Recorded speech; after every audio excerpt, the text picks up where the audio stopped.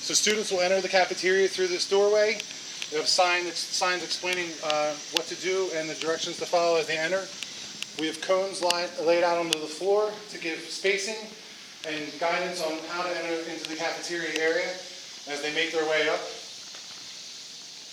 into the cafeteria. There'll be another sign.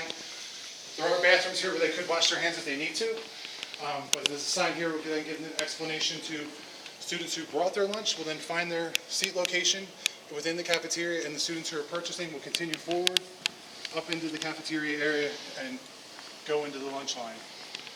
And as you can see, we have plenty of space, giving everybody optimum distance.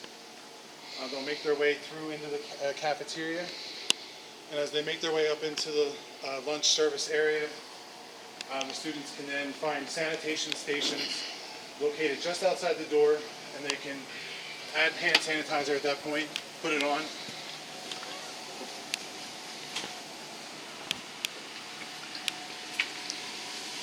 Students will then come into the cafeteria and they will pick their option of either pizza or roast beef or whatever the main meal of the day will be. And then they'll pick either their extras, salad, fruit, or a soup. And then the cafeteria staff will give them silverware and a napkin and all their food on the tray. The students will then proceed out to the dining area.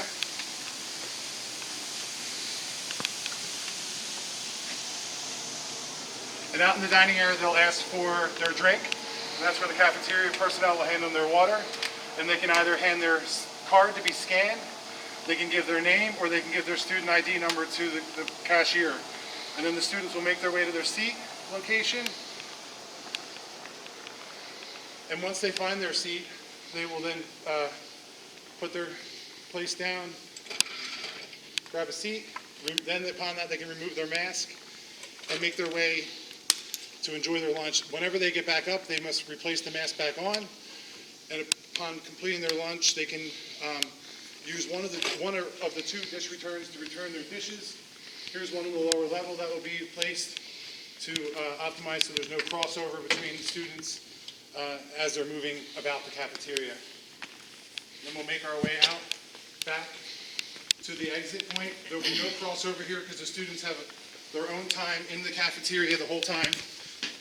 There'll be not another class coming in for another 10 minutes after the students leave to give us a chance to clean and disinfect the area.